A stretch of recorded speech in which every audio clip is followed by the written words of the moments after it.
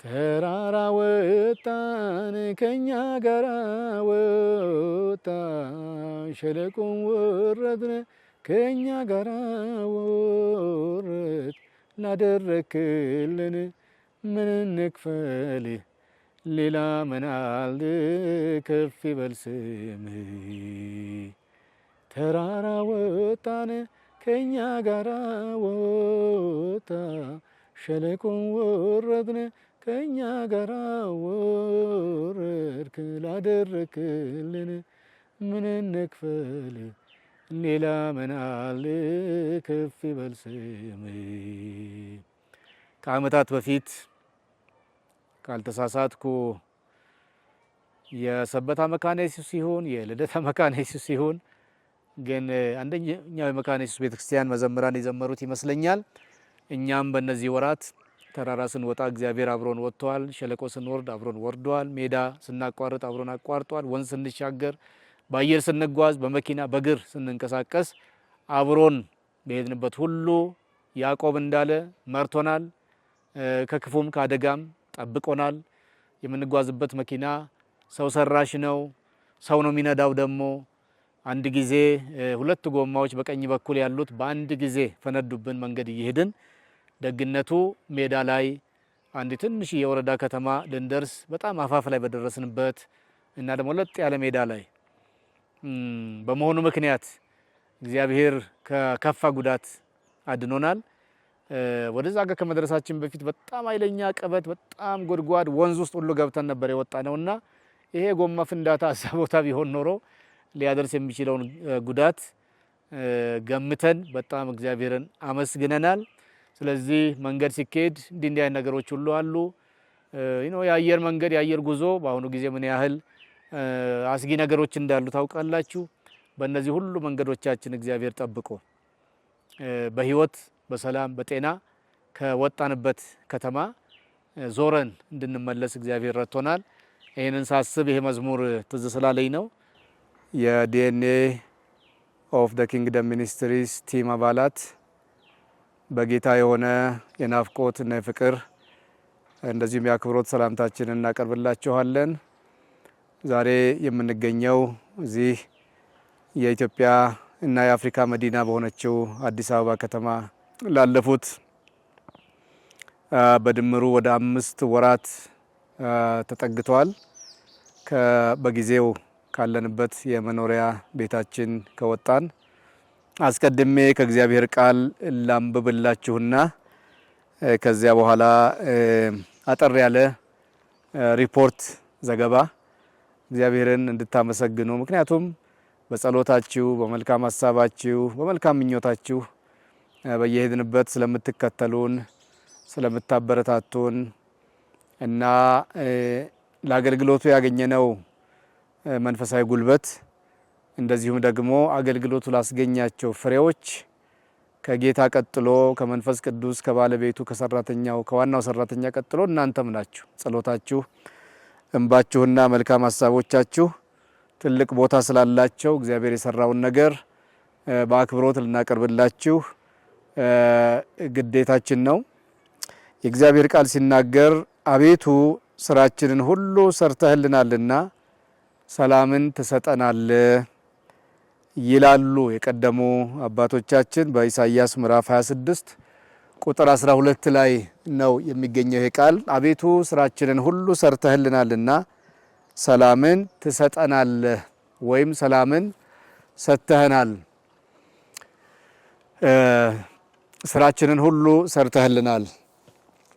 ለኛም እንዲሆን የሆነልን እግዚአብሔር ስራውን ብቻ አይደለም ስራችንንም እኛ መስራት ያለብን እንደ ሰው፣ እንደ መልእክተኛ፣ እንደ ተልእኮ ተቀባዮች የበኩላችንን ወይም ደግሞ የራሳችን ድርሻ አለን። እሱንም ጨምሮ ማለት ነው። ያንተን የራስህን የአምላክነት ስራህን ብቻ ሳይሆን ለኛ የሰጠህንንም ጭምር። እንዲያውም እኔ ከዚያ ዘለግ ብዬ እኛን ራሳችንን ጭምር ተሸክመህናል። እኛም ያንተ ስራ ነን። በየቀኑ ስትጠብቀን፣ ስትንከባከበን፣ ስትመግበን፣ ስታግዘን፣ ስትረዳን፣ ዳገት ስንወጣ ዳገት መውጣት ቁልቁለት እንደመውረድ ወይም ሜዳ ላይ እንደመሄድ ቀላል አይደለም። ዳገት ስንወጣ የደገፍከን፣ ቁልቁለት ደግሞ አንዳንዴ ያንደረድራል። አደጋ ላይ እንዳንወድቅ እጃችንን ያዝክ አንተነህ። ስራችንን ሁሉ የሰራህልን አንተነህ። እኛ ምክንያት ብቻ ነን። ምክንያት ስለምትፈልግ ብቻ ከፊት ታቆመናለህ እንጂ ስራህንም የሰራኸው አንተው ነህ ለማለት ከነዚህ የእምነት አባቶቻችን ጋር እኛም እንደፍራለን። ቀጥሎ ያለው ቃል በጣም ደስ ይላል። ሰላምን ትሰጠናለህ ይላል።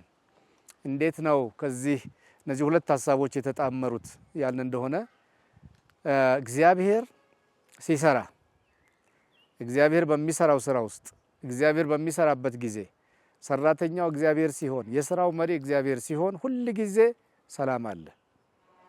በሰላም ይጀመራል፣ በሰላም ይሄዳል፣ በሰላም ያልቃል። በተቃራኒው የሰው ስራ ሲሆን፣ የስጋ ስራ ሲሆን፣ የአእምሮ እውቀት፣ የጡንቻ በመጽሐፉም በዘካርያስ መጽሐፍ እንዳለ በመንፈሴ እንጂ በኃይልና በብርታት አይደለም እንዳለ ኃይልና ብርታት ላይ የተመረኮዘ ስራ ሲሆን፣ ሰዎች ተሰብስበው እግዚአብሔርን ገለል አድርገው እግዚአብሔርን ስራ ሊሆን ይችላል የሚሰሩት፣ ግን እግዚአብሔርን ገለል አድርገው ራሳቸውና በራሳቸው መስራት ሲጀምሩ ግጭት አለ፣ ጥል አለ፣ አለመግባባት አለ፣ መተላለፍ አለ። በእንግሊዝኛው ቃል ሃርመኒ የሚባል ወይም ደግሞ ውህደት ወይም ቅብብልና ግብብት ተግባቦት የሚባለው እውነተኛ ተግባቦት ኖሮ አይጀመርም፣ አይሄድም፣ አይጠናቀቅም። እግዚአብሔር በሚሰራው ስራ ውስጥ ሁል ጊዜ ሰላም አለ። በሰላም ይጀመራል፣ በሰላም ይሄዳል፣ በሰላም ያልቃል። ወንድሞቼና እህቶቼ የቤተ ክርስቲያን የአጥቢያ ቤተ ክርስቲያን ስራ በቤተ እምነት ደረጃ በከፍተኛ ኃላፊነት ላይ የምትገኙ፣ ሌላው ቀርቶ ባልና ሚስት ወይም ቤተሰቦች፣ እንደዚሁም ደግሞ ልዩ ልዩ አገልግሎት ዘርፎች በየቤተ ክርስቲያኖቻችሁ የተሰለፋችሁላችሁ እግዚአብሔርን የስራው ባለቤት፣ የስራው መሪ፣ የስራው ዋና ሰራተኛም ያደረጋችሁት እንደሆነ በዚያ በተቀበላችሁት የኃላፊነት ቦታ በምትሰሩት ስራ ውስጥ የእግዚአብሔርን ሰላም ትለማመዳላችሁ። ግጭት፣ ፍጭት፣ አለመግባባት፣ መቀናናት፣ ክፋት፣ ተንኮል የሚበዛው በመጨረሻም በጸሎት ተጀምሮ ያለ ጸሎት የሚያልቀው በሰላምታ በጥሩ ሰላምታ ተጀምሮ በመኮራረፍ የሚያልቀው በተለይ የቡድን ስራ ምንድን ያልን እንደሆነ የእግዚአብሔርን ስራ እንልና ግን በእኛ ጉልበት፣ በእኛ እውቀት፣ በእኛ አቅም፣ በእኛ ልምድ ላይ ተመርኩዘን እንሰራለን፣ እናሳካለን ስንል እርስ በርስ አንግባባም። የቃላት ልውውጥ አለ። የምንጠቀምባቸው ኃይለኛ ቃላት ሌላውን መጉዳት ይጀምራሉ፣ ስሜቱን ማደፍረስ ይጀምራሉ። ሰላም ይደፈርሳል። እንዳልኩት በጸሎት ተጀምሮ ያለ ጸሎት እንዲያልቅ፣ በጥሩ ሰላምታ ተጀምሮ ደህና ደሩ ደህና ዋሉ ሳይባል እንዲያልቅ የሚሆንበት ምክንያት እግዚአብሔር የስራው ባለቤት፣ የስራው መሪ፣ ሰራተኛው እሱ ራሱ ባልሆነበት ሰው እግዚአብሔርን ገለል አድርጎ የእግዚአብሔርን ስራ ነው የሚሰራው። ግን የእግዚአብሔርን ስራ በራሱ እና ራሱ መስራት ሲጀምር ሰላም ይጠፋል ለማለት ነው። እና ይሄ ጥቅስ ይሄንን ነው የሚያሳስበኝ። በእነዚህ ወደ 5 ወራት ለሚጠጋ ጊዜ በተሰራው ስራና በተደረገው አገልግሎት ያየነው አንድ ነገር የእግዚአብሔር ሰላም፣ የተትረፈረፈ ሰላም ነው ያየነው። በቲም ነው የምንንቀሳቀሰው።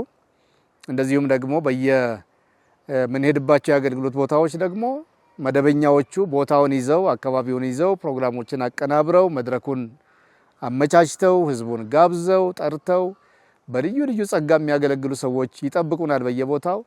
እኛ ከውጭ የመጣነውና እዛ የሚጠብቁን ሁላችን እግዚአብሔርን በማስቀደም እግዚአብሔርን የስራችን መሪና ባለቤት በማድረግ አብሮ ሰራተኛም በማድረግ አብረን ስለሰራን ሰላምን ሰጥቶናል እግዚአብሔር። የስራችን መከናወን ብቻ ሳይሆን የነበረውን ሰላም በቃላት መግለጥ አልችልም።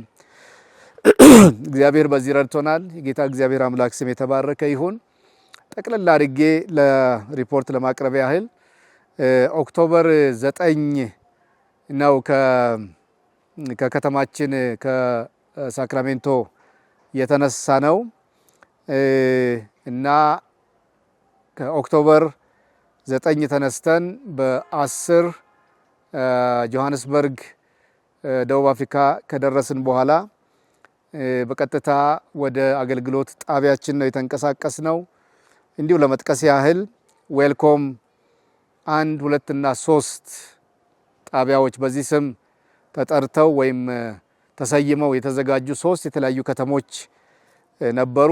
ከዚያ በኋላ ኡምታታ በሚባል ቀጥሎ ሌዲስሚዝ በሚባል ከዚያም ፕሪቶሪያ፣ ፓልምሪጅ፣ ራስተንበርግ፣ ቴምቢሳ በሚባሉ የደቡብ አፍሪካ ከተሞች በድንቅ ሁኔታ በእውነት እግዚአብሔር በድንቅ ሁኔታ አስቀድሜ እንዳልኩት ስራችንን የሰጠንን ስራ ለኛ ሳይተው እሱ ራሱ እንዳልኩት ከፊት እየቀደመ ስራውን እየመራ እርስ በርስ እያግባባን ስራውን ሲሰራ አይተናል።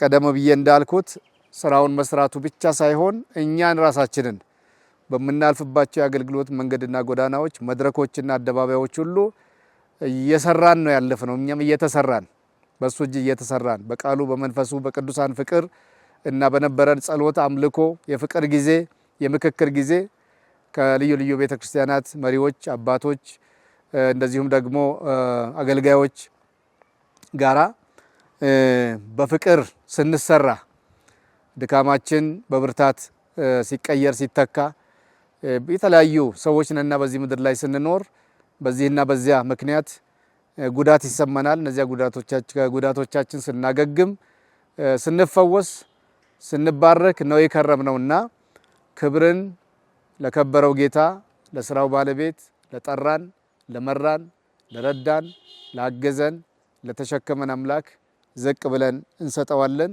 ክብር ምስጋና ለእግዚአብሔር አምላክ ይሁንለት።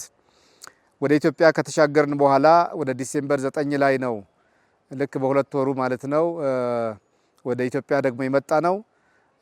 ከዲሴምበር 10 እስከ 15 በሆሳና ከዚያም ወረድ ብሎ 135 ገደማ ኪሎ ሜትር ወረድ ብሎ ሜጋቾ በሚባል የወረዳ ከተማ እንደዚሁም አረካ ከተማ በወላይታ ዞን ውስጥ ያለ ሌላ ወረዳ ከተማ ነው። ተመልሰን እንደገና ወደ ሀዲያው ተመልሰን ዶባንቾ የሚባል ከሆሳና ወጣ ብሎ የሚገኝ ከተማ፣ ከዛም ወደ ጎረቤት ዞን ወደ ከምባታ ተሻግረን ደግሞ ዳምቦያ የሚባል እንደዚሁም ደግሞ የወረዳ ከተማ ውስጥ ከዚያ ተመልሰን ወደ ወላይታ ዞን ሶዶ ከተማ ከዚያም ወደ ጌዴኦ በማቅናት ወይም በመሄድ ዲላ ከተማ ከዚያ ትንሽ ራቅ ብለን ደግሞ ወደ ዳውሮ ተርጫ ከተማ እንደዚሁም ደግሞ በጋሞ ዞን አርባ ምንጭ ከተማ ተመልሰን እንደገና በወላይታ ሶዶ በተለይ ይሄኛው በጣም ታሪካዊ ወደ 57ኛ ዙር በሁለት ዓመት ድሮ በየዓመቱ የሚደረግ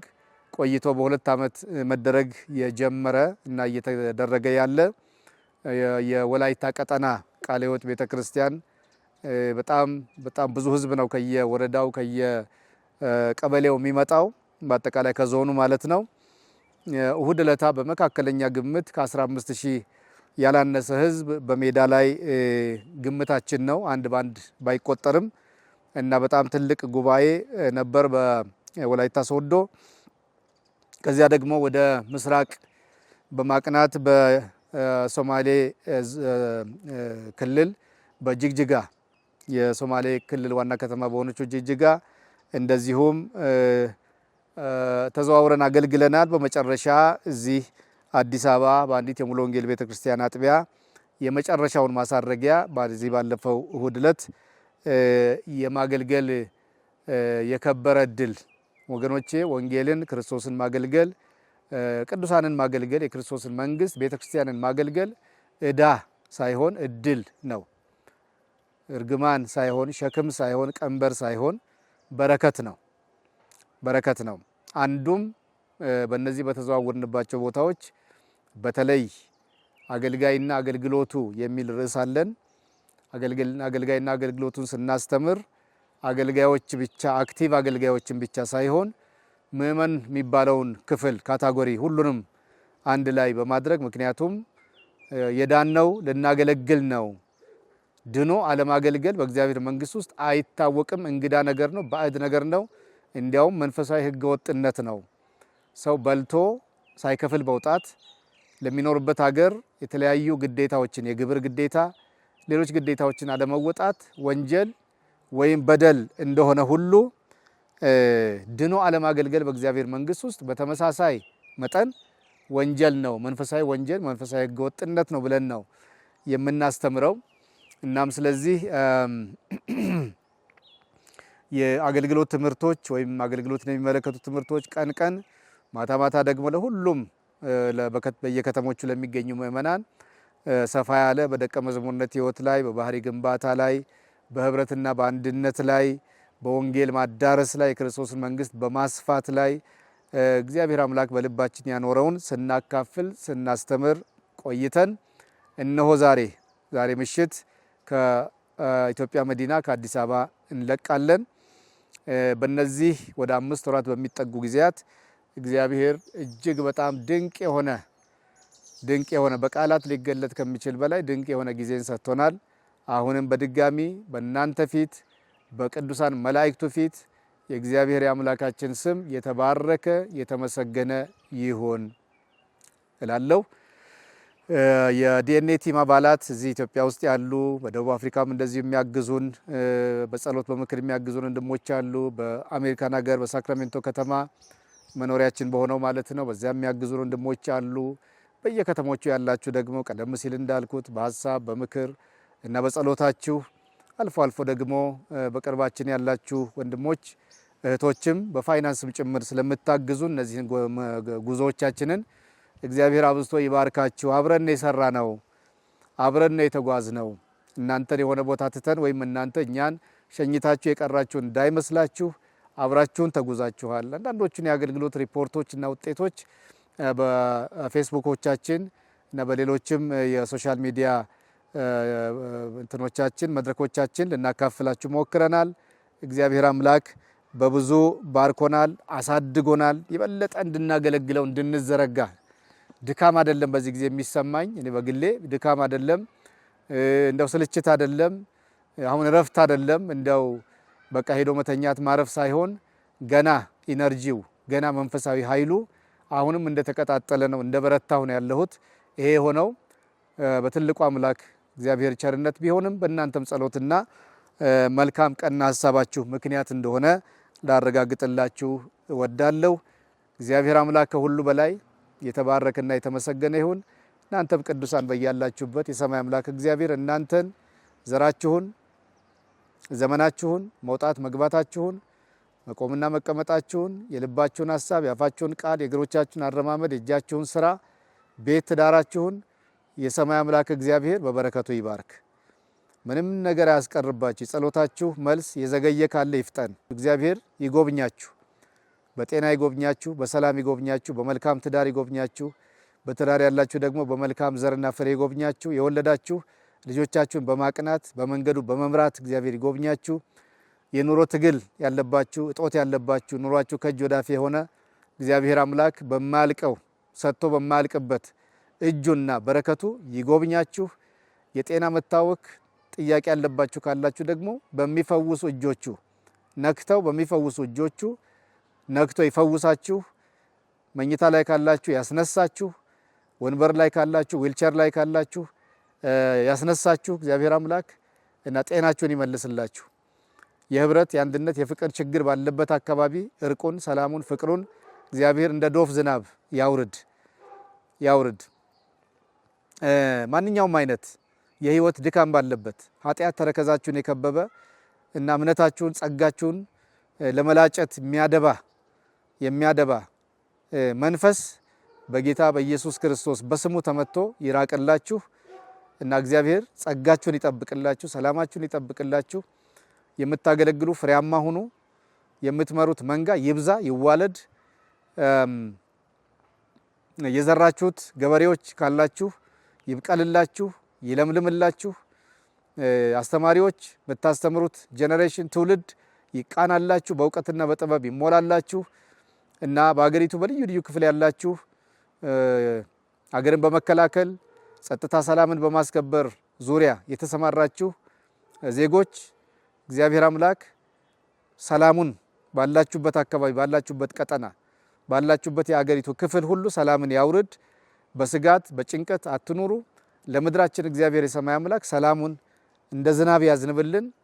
በየቦታው በመንግስት ላይ ቅሬታ ተሰምቷችሁ ቅሬታችን አልተሰማም በሚል የትጥቅ ትግል ለማድረግ ወደ ተለያዩ የአገሪቱ ጫካዎች የገባችሁ ካላችሁ እግዚአብሔር የሰማይ አምላክ ለእናንተም ለተቀረው የኢትዮጵያ ሕዝብ ሰላሙን፣ እርቁን፣ መቻቻሉን፣ መነጋገሩን እና በጠረጴዛ ዙሪያ የሚደረግ በልብ ስፋት የሚደረግ ውይይትን እርስ በርስ መግባባትና መቀባበልን ለእናንተም ለመላው የኢትዮጵያ ሕዝብ እግዚአብሔር ያፍስስልን፣ ያዝንብልን። እችን የምንወዳትን ሀገር እኛ ብቻ አይደለንም፣ የዓለም ሕዝብ ሁሉ በጣም በመልካም የሚያስባት የሚወዳት ሀገር ነች። በተለይ ደግሞ የአፍሪካ ወንድሞቻችን እህቶቻችን እንደ እናት ሀገራቸው እንደ ማረፊያቸው የሚያዩዋት የሚያስቧት ሀገር ናት። እግዚአብሔር ሰላሙን ያጥግባት። እንደ ክረምት እንደ ነሐሴ እንደ ሐምሌ ዝናብ እግዚአብሔር የሰማይ አምላክ ሰላሙን ያጥግባት እና እግዚአብሔር ይባርካችሁ። በያላችሁበት ስማችሁን የሥራ ድርሻችሁን ሳልጠራ የቀረው ሁላችሁም ጠቅላላ ኢትዮጵያውያን ኤርትራውያን እና እግዚአብሔር የሰማይ አምላክ በበረከቱ ይባርካችሁ ብዬ በረከት ቃል በእናንተ ላይ መናገር እፈልጋለሁ። እግዚአብሔር አምላክ ስሙ የተባረከ ይሁን። በእነዚህ አጭር ነገር ተናግሬ ለመዝጋት ያህል በእነዚህ እንግዲህ በጣም እዚህ ኢትዮጵያ ውስጥ ወደ 12 ቦታ ነው በትንሹ፣ ደቡብ አፍሪካ ደግሞ ወደ 10 ቦታ ወደ 22 ሳምንት ልትሉ ትችላላችሁ። ኦልሞስት እንግዲህ ወደ 5 ወር በላይ እንዳልኳችሁ ሊሆን ነው እና በእነዚህ ቦታዎች የትምህርት ትኩረታችን ወጥ ነው፣ አንድ ወጥ ነው። ደጋግሜ ወደ ሚዲያ በመጣው ቁጥር ለማንሳት ሞክሬያለሁ። ያለምንም ጥርጥር እግዚአብሔር አምላክ አሁን በዚህ ዘመን በአገር ቤትም በመላው ዓለም ተበትና ለምትገኘው የክርስቶስ ቤተ ክርስቲያን እደግመዋለሁ፣ በመላው ዓለም በአገር ቤትም በመላው ዓለም ተበትና ለምትገኘው በኤርትራውያን በኢትዮጵያውያን ስም ለምትጠራ የክርስቶስ ቤተ ክርስቲያን የክርስቶስ ሙሽራ የክርስቶስ መንግስት ለቤተ ክርስቲያን ለዚህ አሁን በህይወት ላለ ትውልድ የሄደው ሄደዋል። በህይወት ላለ ትውልድ እግዚአብሔር የጊዜው መልእክት ሰጥቶኛል።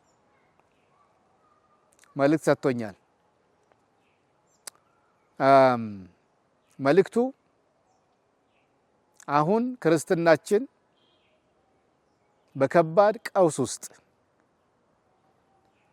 በትልቅ ግራ መጋባት ውስጥ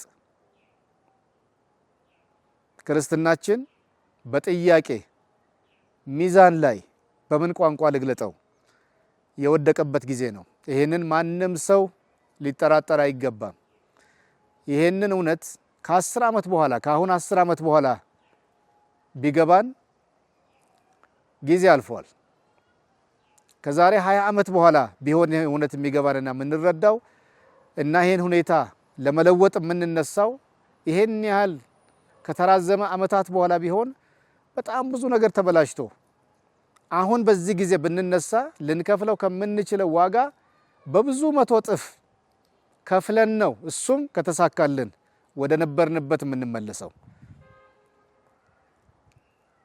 በጣም በትልቅ ቀውስ ኬዎስ ውስጥ እንደምንገኝ ማንም ሰው ሊጠራጠር አይገባውም። ብዛታችን የዛሬ 20 ዓመት 30 40 ዓመት በዚህ በኢትዮጵያ ምድር በኤርትራም ከነበርንበት ምናልባት በ10 እጥፍ ወይ በ20 እጥፍ ማደጉ ግልጽ ነው። በፕሮቴስታንት ወይም በወንጌላዊ እምነት ስም የምንጠራ ዜጎች ቁጥራችን ከ20 30 ዓመቱ ወደዚህ በብዙ እጥፍ መጨመሩ ምንም ጥያቄ የለውም። የአምልኮ ህንፃዎች በየቦታው ይሰራሉ። በከፍተኛ የመሬትና የመሬት ርስት የመያዝና ህንፃ የመገንባት እሽቅድምድም ውስጥ እንዳለን ምንም ጥያቄ የለውም። የሚሰሩ ህንፃዎች በጣም ብዙ መዋዕለ ንዋይ እየፈሰሰባቸው ያለቁቱ በጣም ያምራሉ፣ በጣም ደስ ይላሉ። ያላለቁ ህንፃዎች በየቦታው የምናያቸው ህንፃን የመንፈሳዊ እድገት መለኪያ አድርጎ ለሚወስድ ሰው በጣም ያስደስታሉ። በጣም ትልልቅ ናቸው፣ ሰፋፊ ናቸው። ጅምራቸው እንዲያው እምነት ለጎደለው ሰው ያልቁ ይሆን ወይ ተብሎ የሚፈሩ ያህል በጣም ትልልቅ ናቸው። በጣም ትልልቅ ፕሮጀክት ነው የምናየው በየቦታው የህንፃ ግንባታ። የመጽሐፍ ቅዱስ ትምህርት ቤቶች ድሮ በቤተ እምነት አንድ እንኳን የማይገኝበት አመታት ውስጥ እንደቆየን ያህል አሁን ደግሞ ከቤተ እምነት ወርዶ በአጥቢያ ደረጃ ከሰርቲፊኬት አንስቶ እስከ ዲግሪ ድረስ የትምህርት ተቋማት የመንፈሳዊ ትምህርት ተቋማት እየተስፋፉ ነው። ይሄም በጣም ደስ ይላል። በጣም ደስ ይላል። ብዙ ቦታዎች ስንሄድ አገር በቀል ሚስዮናውያንን በአገር ውስጥም በጎረቤት የአፍሪካ ሀገራትም ሆነ በሩቅ ምስራቅና በልዩ ልዩ ዓለም ክፍሎች ሚስዮናውያንን እንደላኩ ሲነግሩን ልባችን በደስታ ይሞላል። በጣም ጥሩ ነገር ነው። ይሄ ሁሉ የሚታረሙ ነገሮች በውስጡ ቢኖሩም ጥረቱ በራሱ በጣም ትልቅ ነገር ነው። በአንዳንድ ቤተ እምነቶች ትልልቅ የአገርን ታሪክ ሊለውጡ አቅም ያላቸው ትልልቅ የልማት ፕሮጀክቶች ሲንቀሳቀሱ ስናይ ይሄም አንዱ በተለይ ብርሃንና ጨው የመሆን ተልዕኳችንን የሚያሳድግና የሚያሰፋ በመሆኑ ይሄም በጣም ደስ ያሰኛል። ኮንፈረንሶች፣ ክሩሴዶች ልዩ ልዩ ርዕስ የተሰጣቸው በየቦታው የትምህርት የሪቫይቫል መካሄዳቸው በጣም ደስ ያሰኛል። በጣም ጥሩ ነው። እነዚህ ሁሉ ጥረቶች እነዚህ ሁሉ እንቅስቃሴዎች እያሉ ቤተ ክርስቲያን በወንጌል የተቀመጠላት ስታንዳርድ በጣም ከፍ ያለ ስለሆነ አማኞችም እንደዚሁ እንደ ግለሰብ እኔም እናንተም እንደ ግለሰብ የተቀመጠልን ስታንዳርድ ወይም ልኬት ወይም መለኪያ ከፍ ያለ ከመሆኑ አንፃር የምንገኝበት ቦታ እጅግ በጣም አሳሳቢ አጠያያቂ መሆኑን ልሸሽጋችሁ አልችልም። እና ምንድነው እግዚአብሔር በዚህ ዘመን ለምትገኘው ቤተ ክርስቲያን የሰጠህ ልዩ መልእክት ካላችሁ ይህንን የተወሳሰበ ችግር በጸሎትም በምክክርም በእግዚአብሔርም ቃል ትምህርት ፈተን ወደ ስታንዳርዳችን ወደ ልኬቱ እንደ ግለሰብ አማኝ እንደ ቤተ ክርስቲያን ወደ ልኬታችን ወደ ስታንዳርዳችን እንድንወጣ ስራ እንዲሰራ ቅድም ያልኳችሁ እንቅስቃሴዎች መልካምና ጥሩ የሚጠበቁና የሚፈለጉ ቢሆኑም ይሄ ሁሉ እየተደረገ መንፈሳዊ ህይወት እና መንፈሳዊነት ሲመዘንና ሲለካ በቆዩ አማኞች ይሁን በአዲሱ ትውልድ ይሁን እጅግ በጣም አሳሳቢ ብቻ ሳይሆን አሳፋሪ ሁኔታ ላይ እንደምንገኝ እስቲ ይሄንን ሚዲያ የምታዳምጡላችሁ የምትመለከቱላችሁ ቆም ብላችሁ ነገሩ በእርግጥ እንደዚህ ነው ብላችሁ ጠይቁ። በአገር ቤት ያላችሁ ከአገር ውጪ በየትኛውም የዓለም ክፍል በየትኛውም ከተማ የምትገኙ ከግርግሩ ከወከባው ወዲያ ወዲህ ከምንልበት ከምንሯሯጥበት ነገር ባሻገር ወይም በመለስ ህይወት በቃሉ ሲመዘን ህይወት በቀደሙ የእምነት አባቶቻችን በብሉይ ኪዳኖቹ ነቢያት በአዲስ ኪዳኖቹ ሐዋርያት የመጀመሪያዊቱ ዘመን ቤተክርስቲያን ምናልባት እኔ ይሄን ሁሉ ታሪክ አላቅም የቀደመችው ቤተክርስቲያን አባቶች እናቶች ምን እንደሚመስሉ አላውቅም እኔ በምን ይሄንን መለኪያ ይሄንን ማጥለያ እኔ አላውቀውም ብላችሁ የምትሉ ከሆነ የሐዋርያት ሥራን ማንበብ ነው። የሐዋርያት ሥራን ማንበብ ነው። ከዚያ በኋላ በሐዋርያቱ የተሰጡ የክርስትና ስታንዳርድ የክርስትና መለኪያ ተብሎ የተሰጡ ሐዋርያዊ ምክሮችን በጥሞና ይሄ ቦጨቅ ተደርጎ በስሜት እና በዘመቻ መልክ የሚደረግ አይነት ንባብ ሳይሆን ምዕራፍ በምዕራፍ ቁጥር በቁጥር በጥሞና በጸሎት ሆኖ ለሚያነብ ሰው ሌላ ሰባኪ ሌላ አስተማሪ ሌላ ነብይ አያስፈልገውም። እያነበብን የኔ ህይወት እንዴት ነው በዚህ ቃል አሁን በዙሪያ የማየው በከተማዬ በአካባቢ የማየው ከምን አንፃር? ከፍቅር አንፃር እንዴት ነው? ከአንድነት ከፍቅር አንፃር ከቅድስና አንፃር እንዴት ነው? የክርስቶስን ወንጌል ከማዳረስ አንፃር ላልሰሙ ከማሰማት አንፃር እንዴት ነው የአሁኑ ክርስትና? ከኔ ከራሴ ጀምሮ የአሁኑ ክርስትና እንዴት ነው? ከመሪነት አንፃር ከአገልግሎትና ከአገልጋይነት አንፃር ይሄን ሁሉ መመዘኛው መለኪያው ያለው እንዳልኳችሁ ከሐዋርያት ሥራ ጀምሮ ሐዋርያቱ የጻፏቸውን መልእክቶች በሙሉ ቀስ ብለን በጥሞና በማንበብ ይሄንን ስታንዳርድ አፍጦ እናገኘዋለን። በዚህ ስታንዳርድ መሰረት መሪነት ምን ይመስላል? አሁን በዚህ ሚዲያ ላይ ላነሳቸው ማልችላቸው በየከተሞቹ ስንሄድ የምናየው በመሪነት ዙሪያ ያለ ግርግር ያለ ምን ልበለው በጣም አሳዛኝ አሳፋሪ አካሄድ አንገት ያስደፋል። አገልግሎትና አገልጋይነት አሁንም እዚህ ቃሉ ላይ በተቀመጠው ስታንዳርድ ስናስተያይ አንገት እጅግ ያስደፋል። ስለዚህ እነምንድናቸው የሚለኩት ካልን ነግሬያችኋለሁ። የቅድስና ህይወት እንዴት ነው? የጽድቅ ኑሮ እንዴት ነው? እግዚአብሔርን መፍራት እንዴት ነው? ኃጢአትን መሸሽ እንዴት ነው? ፍቅርና አንድነት እንዴት ነው? እርቅና ሰላም ይቅርታ ማድረግ መደራረግ እንዴት ነው? አገልግሎት እንዴት ነው? የጌታችን ትእዛዝ የሆነው ወንጌልን ላልሰሙ ማሰማት ማድረስ እንዴት ነው? በሰፈሬ በአካባቢ በከተማዬና አባል በሆንኩበት ቤተክርስቲያን ወይም በመመራውና በማገለግለው ማህበረ ምእመናን እንዴት ነው ናቸው እነዚህ ነገሮች? አንድነት፣ ፍቅር ምን ይመስላል? መሪነት፣ የመሪነት ጥራት ምን ይመስላል? የአገልግሎት ትጋት ምን ይመስላል? ምን ይመስላል? እውነትን መናገር፣ ውሸትን መጸየፍ፣ ከአመጽ መራቅ፣ ታዛዥነትና ትህትና፣ ለስልጣን መገዛት፣ በስርዓት መሄድ እንዴት ነው በዘመናችን እና በሰፈራችን በአካባቢያችን እንዴት ነው ብለን የጠየቅን እንደሆነ እዚህ በተቀመጠልን ስታንዳርድ ወይም ከተቀመጠልን ስታንዳርድ አንፃር እያስተያየ እነዚህን ጥያቄዎች ብንጠይቅ ወገኖቼ የሆነ ነብይ መጥቶ እንዲተነበይ አያስፈልገንም። ታገኙታላችሁ። የክርስትናችን እጅግ መውደቅ ቅድም እንዳልኩት አሳፋሪና አሳሳቢ አጠያቂ ሁኔታ ላይ መገኘታችንን ትደርሱበታላችሁ። ስለዚህ ምንድነው የሰጠህ መልእክት ይዘህ የወጣው ያላችሁ እንደሆነ ወደ አዲስ ኪዳናዊ መሰረታችን እንመለስ ነው። እኛ በዓለም ላይ ከሚገኙ ሃይማኖቶች አንዱ አይደለንም።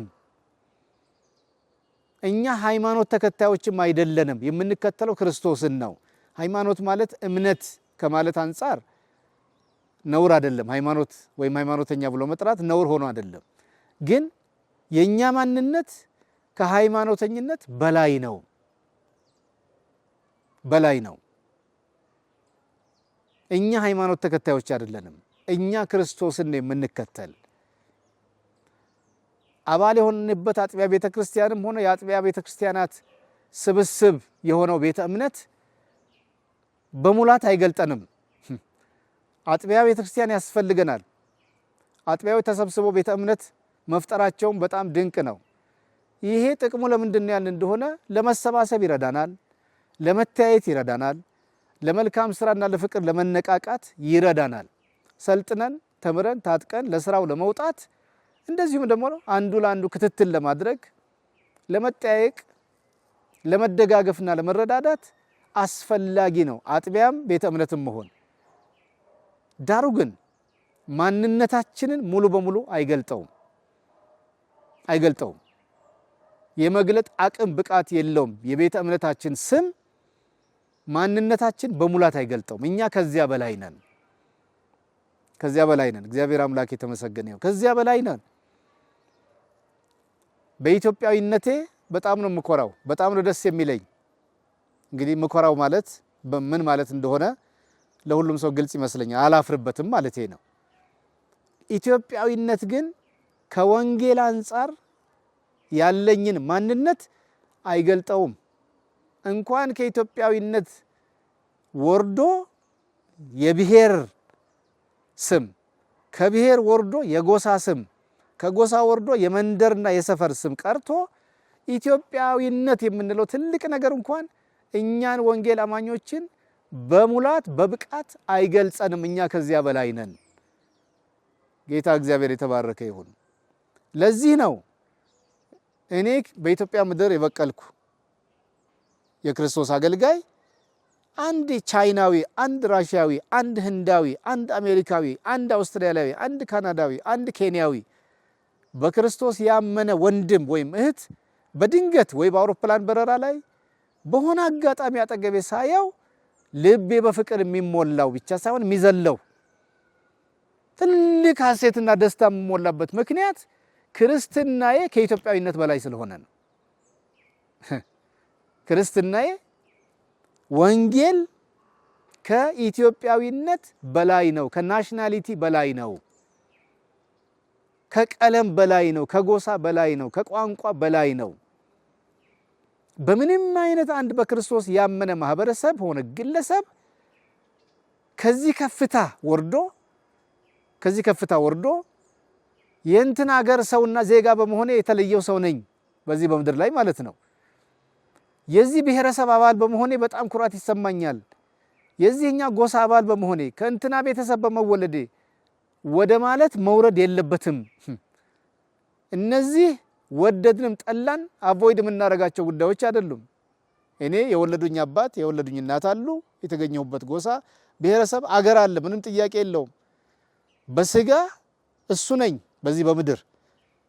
የኔ ማንነት ግን እውነተኛው ማንነቴ ወንጌል ነህ ብሎ ያለኝ ማንነቴ ግን ከኢትዮጵያዊነት በላይ ነው፣ ከብሔረሰቤ በላይ ነው፣ ከጎሳዬ በላይ ነው፣ ከተወለድኩበት እናት አባት ከምለው ዘሬ በላይ ነው፣ ከምናገረው ኢትዮጵያዊነት ኢትዮጵያዊ አማርኛ ቋንቋ ወይም የትውልድ ቋንቋ ወይም እንግሊዝኛ፣ ፈረንሳይኛ፣ አረብኛ በላይ ነው። ጌታ እግዚአብሔር የተባረከ ይሁን። እና ምንድነው በዚህ በአሁኑ ጊዜ ባለው ትውልድ ክርስቲያን ትውልድ ምታየው ጉድለትና ስተት ኬዎስ ውስጥ ነው ያለነው፣ ቀውስ ውስጥ ነው ያለነው ብለህ የምትለው ምንድነው ያላችሁኝ እንደሆነ ዘረኝነት፣ ጎሰኝነት፣ የቋንቋ አምልኮ፣ ባህል ከወንጌል በላይ ከክርስትና በላይ ከመስቀሉ በላይ እግዚአብሔርን ከማምለክና እንዲያውም በአንዳንድ አካባቢ ከራሱ ከእግዚአብሔርን በላይ ገኗል። በጣም ከፍ ብሏል። ይሄ ከአማኞች ክልል ውጪ ስላለው ህብረተሰብ አይደለም እናገረው፣ በአማኞች በወንጌል አማኞች ክልል ውስጥ እጅግ በጣም በሚያሳፍርና በሚያሳዝን ሁኔታ እና በትልቅ ቀውስ ውስጥ ነው የምንገኘው። በየቦታው ያለ ጥላቻ፣ ኩርፊያ ይሄ ነው የሚባል አይደለም ወገኖቼ። አንዱ ሌላውን ችላ ማለት፣ አንዱ ስለሌላው ግድ አለመሰኘት፣ እኔ ወንድሜ ጠባቂ ነኝን እንዳለ ቃየል፣ እንደዚህ አይነት ድምጾች፣ እንደዚህ አይነት አስተሳሰቦች በየቦታው በገሃድ ይደመጣሉ፣ ይታያሉ። መጎዳዳት አለ። በጣም አንዱ በሌላው ላይ በክፋት መዝመት አሳፋሪ በሆነ ሁኔታ አለ። እኔነት በጣም ገኗል። እዚህም ጋር ዲቴል መግባት አልፈልግም። አሳፋሪ ነገር በዚህ በምድራችን ሁሉም ራሱን እንዴት ማሳየት እንደሚፈልግ ማግነን ማጉላት እንዴት እንደሚፈልግ ሌላ ቤተ እምነት፣ ሌላ አማኝ፣ ሌላ አገልጋይ እንደሌለ ያህል ሌላውን ሁሉ እንደሌለ ያህል ዲናይ አድርጎ ክዶ አንድ ቤተ እምነት፣ አንድ ግለሰብ፣ አንድ ሰው፣ አንድ ብሔር፣ አንድ ቋንቋ፣ አንድ ዘር፣ አንድ አገልግሎት ወይም የአገልግሎት ጸጋ ብቻውን ከፍ ከፍ ብሎ መታየት፣ መግነን፣ ምድርን መሙላት የመፈለግ አቲቲዩድ አስተሳሰብ በጣም በከፍተኛ ሁኔታ ገኗል። እንደዚህ አይነት የመሳሰሉ ብዙ መናገር ይቻላል። በጋብቻ ዙሪያ ከቅድስና ጋር ተያይዞ ያለ ችግር ይሄ ነው የሚባል አይደለም። ፍቺ እየገነነ እየሰፋ መምጣቱ፣ ጽንስ ማቋረጥ ወይም አቦርሽን በአማኞች መካከል እንዴት ቦታ እየያዘ ስር እየሰደደ እንደመጣ፣ ከጋብቻ በፊት የቅድስና ጉድለት እንዴት በድፍረት እየተካሄደ ብቻ ሳይሆን በመድረክም ላይ ጠበል እየተረጨበት እንደሆነ ልክ ናችሁ አላጠፋችሁም እስከ መባል ድረስ በጣም አሳዛኝ የሆኑ ትምህርቶች እንደዚሁም ደግሞ ተግባሮች የሚታዩበት ዘመን ላይ ነው ያለነውና ምንድነው ይዘው የወጣው እንመለስ ነው። በእነዚህ በተዘዋወርንባቸው ከተሞች አብያተ ክርስቲያናት መድረኮች ሁሉ ያቀረብነው መልእክት አንድ ወጥ ነው። ወደ አዲስ ኪዳናዊ ደቀ መዝሙርነት ክርስቶስን ተከታይነት ወደ አዲስ ኪዳናዊ ክርስትና ወደ መሰረታችን እንመለስ። ወጣቱ በስሜት ከንፏል። በሚገርም ሁኔታ በስሜት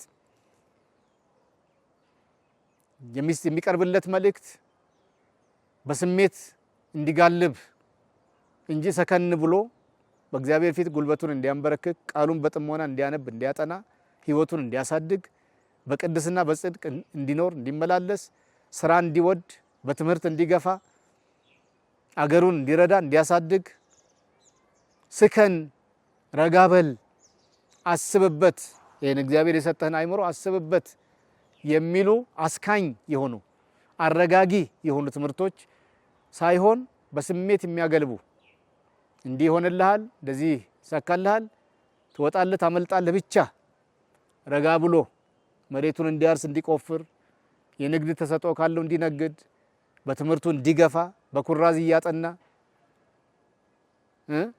በትምህርቱ እንዲገፋ ወደ ላይ ከፍ እንዲል ወላጆቹን ደሃና ደካማ ወላጆቹን እንዲረዳ እንዲጦር ሳይሆን በጣም በሚያሳፍርና በሚያሳዝን ሁኔታ አብዛኛው የትንቢት መልእክት አብዛኛው የሚሰጠው የተስፋ ቃል ቀለብ ያዝ ዝገን የሚባለው ነገር ከሀገር ትወጣለህ ነው። ስለዚህ ወጣቱ በሙሉ ልቡ ያለው ውጪ ነው። በጣም ያሳዛኝ ነው። አገሩን ማገልገል ተወልዶ ያደገባትን ቤተክርስቲያን ማገልገል አባቶቹን እናቶቹን ወላጆቹንም ጭምር የራሱን የግል ወላጆቹን ማገልገል መርዳት መጦር ሳይሆን በቃ ከመሬት ብቅ አለ ውጭ ሀገር የውጭ ሀገር ትንቢት ነው የሚነገረው የውጭ ተስፋ ቃል ነው የሚሰጠው። ከዚህ የተነሳ ሁሉም ፓስፖርት አውጪ ሁሉም የኢሚግሬሽን መስሪያ ቤት ሄዶ የፈቃድ ጥያቄ ሰልፍ ላይ የቆመ ሁሉም ውጭ ሀገር መሄድ እግዚአብሔር ሲፈቅድ በእግዚአብሔር መንገድ ሲሆን ጥሩ ነው ትክክል ነው። ግን ውጭ ሀገር ሄደው ህይወታቸው የተበላሸ ጸጋቸውን የጣሉ አምላካቸውን የተዉ ብቻ አይደለም የተመኙትን መሻሻል የተመኙትን ብልጥግና ሳያገኙት የራቃቸው መንገድ ዳር የወደቁ በየፓርኩ የሚተኙ በጣም ብዙ ወደ ቁጥር ቢለወጥ በሚሊዮኖች ምናልባት ሊቆጠሩ ይችላሉ። በአፍሪካ ሀገራት በአሜሪካም በአውሮፓም ልዩ ልዩ ከተሞች በአይኖቻችን አይተናል። ትንቢት የተነገረለት ያልፍልሃል ይሳካልሃል የተባለ ሁሉ ሄዶ የተሳካለት ይመስል ወጣቱ ልቡ ከሀገሩ ተነስቷል። እርግጥ ነው ጥያቄዎች አሉ በአገር በተለያዩ በኢኮኖሚም ሆነ በሌላው ጥያቄዎች አሉ። ግን አማኝ ወጣት ያለ እግዚአብሔር ፈቃድ እግሩን አንዲት ስንዝር አያነሳም። ለመሄድም ለመኖርም አምላኩን ጠይቆ ጸልዮ ፈቃድህ ነው ወይ ብሎ ነው እንጂ በማንም ማጋጋል በማንም ስሜታዊ መልእክት ዝም ብሎ ከቤቱ ከቀየው ከቤተሰቦቹ ግማሹ ትዳሩን ሁሉ ጥሎ ልጆቹን ጥሎ በሞት ልሙት በደርስ ልድረስ እንደዚህ አይነት ግራ የገባው ትውልድ መካከል ስለተገኘን ስለምናይ አይኖቻችን ረጋ እንበል አንድ ጊዜ አይደለም ሁለት ጊዜ ሶስት ጊዜ አራት ጊዜ ደጋግመን ስለምንወስዳቸው እርምጃዎች ስለምናስተላልፋቸው መልእክቶች ስለምንቀበላቸው መልእክቶች ደጋግመን እናስብ እንረጋጋ ወደ ጸሎታችን እንመለስ ወደ እግዚአብሔር ቃል እንመለስ ወደ ፍቅር ወደ አንድነት እንመለስ ወደ ስራ ትጋት እንመለስ ወደ አገልግሎት እንመለስ ወንጌልን ወደ ማዳረስ እንመለስ። በውጭም ያላችሁ በተለያዩ የዓለም ሀገራት አሁን የምናገረው ነገር እውነት እንደሆነ ታውቃላችሁ አለ የምንለው በአገር ቤት ብቻ አይደለም ችግሩ ምናልባትም በከፋ መልኩ በዲያስፖራው በዓለም ዙሪያ ባለን ኢትዮጵያውያን ኤርትራውያን አማኞች መካከል ገዝፎ አለ ቅድም ያልኳቸው የክርስትና ዙሪያ ችግሮች በሙሉ። ስለዚህ መልእክቱ እንመለስ ነው። በእያንዳንዱ ርዕሰ ጉዳይ አልተናገርኩም፣ ግን ጠቅለል ባለ ሁኔታ ይሄን መልእክት ይዘን ነው እየዞርን ያለነው። እግዚአብሔር የሰማይ አምላክ የተባረከ ይሁን። ፍሬ እየሰጠን ነው። በጣም ብዙ ወጣቶች እያለቀሱ ጌታን ክርስቶስ እንደ ግል አዳኛቸው አድርገው ይቀበላሉ። በየጉባኤው በፌስቡካችን በሌሎችም በግል የዋትስአፕ ሆነ የቴሌግራም ግሩፖች በሰራናቸው በቅርባችን ያላችሁ ወገኖች በየጊዜው ሪፖርት እየላክን ነው። ታያላችሁ። በጣም ብዙ ወጣቶች ደረታቸውን እየመቱ በሐዘን በጸጸት ደረታቸውን እየመቱ ጌታን ለመቀበል ወደ መድረክ ይመጣሉ። እንደዚሁም ደግሞ በእምነት በክርስትና የነበሩ ግን በልዩ ልዩ ግፊት ምክንያት ወደ ኋላ የተመለሱም በንስሐ በእንባ ወደ ጌታ ይመለሳሉ። በአገልጋዮች በመሪኖች ደረጃ የምንሰጣቸው ትምህርቶች አሉ። ብዙ ጸጸት፣ ብዙ ሐዘን፣ ብዙ ንስሐ እያየን ነው። አንዳንድ ቦታ አስደንጋጭ በሆነ ሁኔታ በሺህ የሚቆጠር ሕዝብ ጉባኤ የምናስተላልፉን መልእክት ካስተላለፍን በኋላ እንጸልይ ስንል ተቀምጦ መጸለይ፣ ቆሞ መጸለይ፣ እግዚአብሔርን መድፈር፣ ለሰማው ቀን ቃል ተገቢው ምላሽ አለመስጠት እየመሰለው በጉልበቱ አንዳንድ ቦታ በጣም ራፍ በሆነ ወለል ይሄ ባልተስተካከለ ወለል ላይ በጉልበቱ ሄዶ በግንባሩ ሄዶ ሲደፋ ስናይ እኛም እየተሰቀቅን አብረን እዛው መድረክ ላይ እየተደፋን አብረን ንስሐ ስንገባ ስናለቅስ ነው የከረምነው። እግዚአብሔር አብሮን እየሰራ ነው። እኛንም በህዝቡ መካከል እየሰራን ነው። እያገለገልንም እየሰራን ነው። እኛን ራሳችንን እየሰራን ነው እና እግዚአብሔር አምላክ የተባረከ ይሁን። ይሄ መልእክት በያላችሁበት ተነጋገሩበት፣ ተወያዩበት፣ ተመካከሩበት። እኛስ ከተማ እንዴት ነው? በእኛ ቤተክርስቲያን እንዴት ነው? በቤቴ በቤተሰቤ እኔ በግሌ የተቀመጠልኝ በቃሉ የክርስትና ስታንዳርድ ሞልቼ እየተመላለስኩ ነው ወይ? ሞልተን እየተመላለስን ነው ወይ? የሚል ውይይት በየአካባቢው ይካሄድ። ይሄ ነው ልመናዬ። እሱ ነው የሚያዋጣን። ጌታችን ሊመጣ በደጅ ነው። የምትነጠቅ ቤተክርስቲያን ትኑር። የሚነጠቁ አማኞች የተዘጋጁ ለሰርጋቸው የተዘጋጁ አማኞች ይኑሩ፣ ይብዙ፣ እንብዛ ሁላችንም እና በምድር ላይ ሰርግ እናስባለን፣ ኮንፈረንስ እናስባለን፣ ድግስ እናስባለን፣ ቤት ሰርተን ማስመረቅ፣ ልጅ ወልደን መሳም፣ ዲግሪ አግኝተን ብዙ የምንመኛቸው መልካም ነገሮች አሉ። ከዚያ በላይ ልንመኘው ልንናፍቀው የሚገባ እንደ አማኝ የጌታችንን መምጣት ነው። እሱ ደግሞ በደጅ ነው። ጊዜው አልቋል። መንፈሱ ይናገራል። የዓለም ሁኔታ ይናገራል። የትንቢቱ ቃል እየተፈጸመ ብቻ ሳይሆን ተፈጽሞ እንዳለቀ በጥሞና ለሚመረምር ሰው ይረዳል ይሄንንና በዚህ ባለቀ ዘመን ክርስትናን ቀልድ አናድርገው፣ የእሁድ ስብሰባ አናድርገው፣ ኮንፈረንስ አናድርገው። አስፈላጊ ናቸው እነዚህ። ግን ከዚያ በላይ ተመለስ ብለን በጓዳችን በጥሞና ከጌታ ጋር ህይወታችንን የምንመረምርበት ራሳችንን የምንመዝንበት እና ተመዘንክ ቀለህም ተገኘህ ከመባላችን በፊት ራሳችን መዝነን እና ወደ ጽድቅ፣ ወደ እውነት፣ ወደ እግዚአብሔር ቃል እንመለስ የሚል መልእክት ነው ያለን። ይህን በዝማሬ እያጸናን በቃሉም እግዚአብሔር ባስተማረን በመንፈሱ ባስተማረን ልክ እየተናገርን በጸሎት አብረን ከጉባኤው ጋር እየጸለይን እንደዚህ ነው የቆየነውና በያላችሁበት የመልእክት ይሁናችሁ። ተነጋገሩበት፣ ተመካከሩበት፣ ራሳችሁ መርምሩ፣ ራሳችን መርምር። መጽሐፍ ሲናገር ራሳችን ብንመረምር ባልተፈረደብንም ነበር ስለሚል እንዳይፈረድብን በጊዜ ሌላው መርምሮ ነውራችንን አጋልጦ ከዛ በኋላ ለፍርድ ከሚያቀርበን በፊት እኛ ራሳችን በጊዜ ራሳችን መርምረን እንመለስ ነው መልእክቱ። ስለሰማችሁኝ የሰማይ አምላክ እግዚአብሔር ይባርካችሁ። በያላችሁበት ደግሜ ባርካችኋለሁ። ዘመናችሁ የተባረከ፣ እድሜያችሁ የረዘመ፣ ጤናችሁ የበዛ፣ ኑሯችሁ የተትረፈረፈ ይሁን። ሐዘን፣ ትካዜ፣ አደጋ፣ ድንጋጤ እናንተን ቤታችሁን አይንካ፣ አይድረስባችሁ። እግዚአብሔር ያሳርፋችሁ። ጌታ ከእናንተ ጋር ይሁን። ተባረኩ። እንወዳችኋለን። በኢትዮጵያ የምትገኙ ጌታ ፈቅዶ ከ5 ከ6 ወራት በኋላ እንደገና በሌላ ዙር መጥተን ያ ሁሉንም ማዳረስ ባንችልም እንችለውን ያህል ጌታም እንደፈቀደ እንደዚሁ ደግሞ ቤተ ክርስቲያናትም እንደ ጥሪያቸው እና ቅደም ተከተል እየሰጠን ለማገልገል ወደፊትም እንመለሳለን። እስካሁን ስለነበረው እግዚአብሔር ስለሰጠን ድል ስለ ዳኑ በመቶዎች የሚቆጠሩ ምናልባትም ከሺህ በላይ በነዚህ 5 ወራት ውስጥ በጣም ብዙ በደቡብ አፍሪካም እዚህ ኢትዮጵያም ማለቴ ነው በጣም ብዙ ሰዎች ናቸው ፊታቸውን ወደ ነፍሳቸው ጠባቂና እረኛ የመለሱት። ስለነዚህ ሁሉ ስለዳኑት በሰማይ ምን ያህል ደስታ እንደሚሆን ታውቃላችሁ። እግዚአብሔርን እጅግ አድርገን እናመሰግናለን። እግዚአብሔር ይባርካችሁ። ጌታ በነገር ሁሉ ከእናንተ ጋር ይሁን። አገራችን ኢትዮጵያን፣ ኤርትራን፣ ህዝባችንን በያለበት ዓለምና በአገር ቤትም ይባርክ።